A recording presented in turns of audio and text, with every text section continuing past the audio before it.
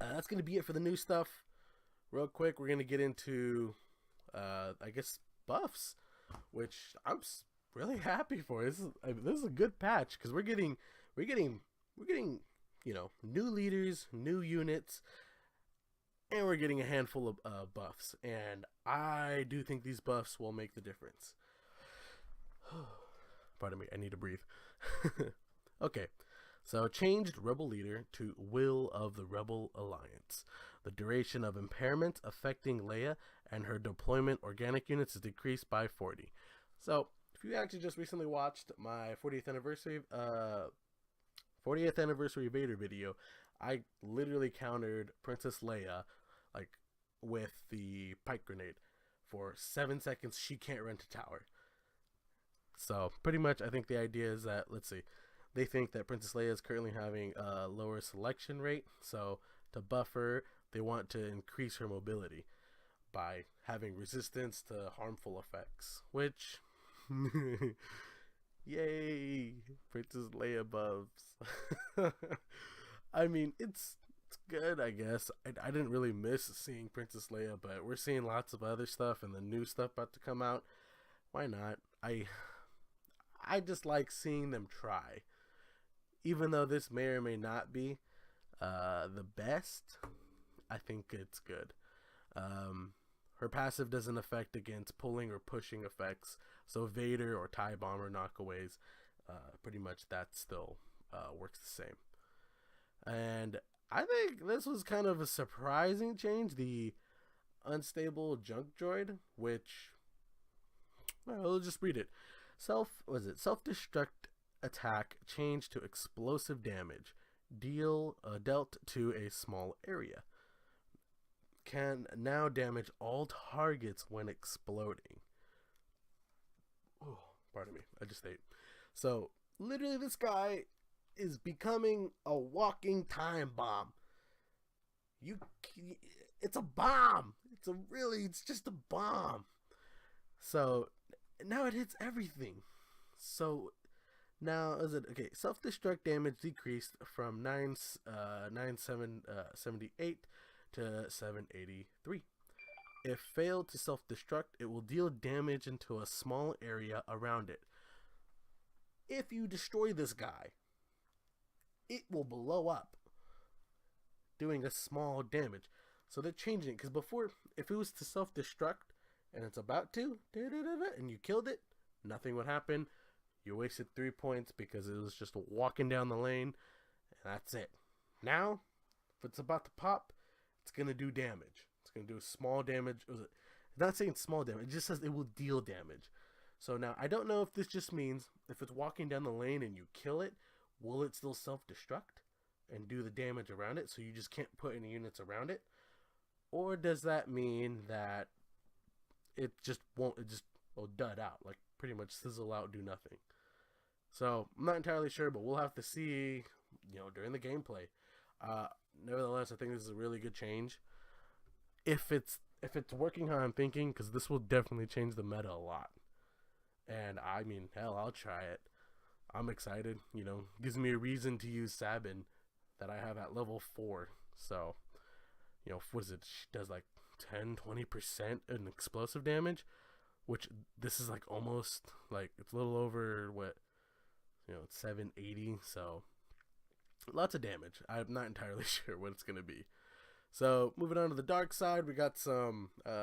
Believe it's pretty different, pretty big change for the Grand Inquisitioner, which I do have level 4 as well. So, and recently in the last patch they buffed 8th Brother. So I hope we see more Grand Inquisition. I hope we see this guy more. All right. So what he's got is press the advantage to Jedi Hunter. I was excited for this. Every time an enemy is attacked using a normal attack, damage is increased by 3%. Damage increased to a maximum of 30% and is maintained for 5 seconds. Even if he stops attacking. What? Maintained for 5 seconds even if he stops attacking? Okay. So, if the target is a Jedi, the damage is increasing is doubled. So basically, the Grand Inquisitor has a stacking passive that increases his damage to 30%, which he actually has really good damage. He does a lot, and so if literally in 3 hits you got max DPS against a Jedi opponent, I mean this is literally the melee version of Boba Fett, like except it's just working for Jedi's, or I guess just no, it's just normal attacks. Every time an attack is used, normal attack damage is increased. So yeah, there you go. Those are 3 times. Wait, it's up to a maximum of 30. That's times 10. You need 10 attacks. So 5 attacks on Jedi's. I'm so sorry, my math is awful. Nevertheless, still, I think a pretty awesome buff. I can't wait to see this and see more people playing this. And I'm going to try this out myself because I can actually use him at a pretty decent level. So I'm excited for that. And what is it? The unit I've seriously been waiting for to get buffed. Okay, was it Zabrak Assassins?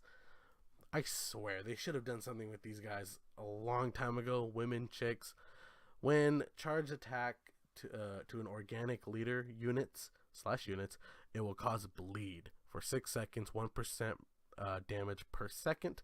Bleed damage cannot be any more than 1% of total health. AI is adjusted to prioritize enemy leaders. Awesome.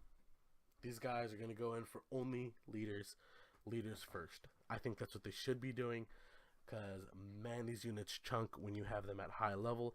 Now to add a bleeding passive on them, although 1%, I'm not too sure. Maybe it scales, hard to say. But this is awesome.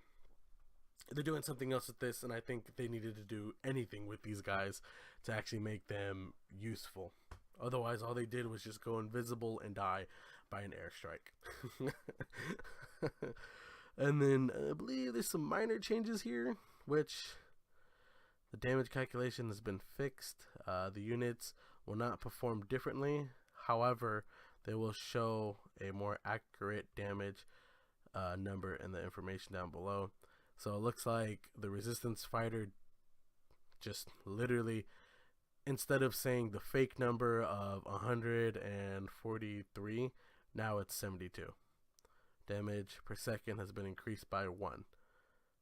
So I don't know. That's a weird change.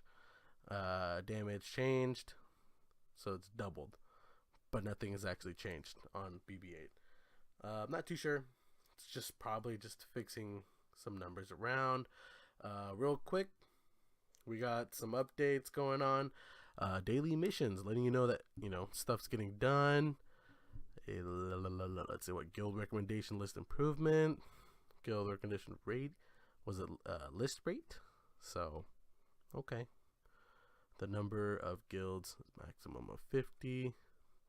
Okay, so it's just lots of UI changes and challenge mode improved. Okay. Before, after. Card pack UI, letting you know what you're getting into. Not bad. Ooh, can't wait. So it's pretty cool. Other improvements. Preview the special ability. Video recording. If you guys wanted to do that, that's back now. So that's pretty cool. Should be not available on iOS. It'll be available soon.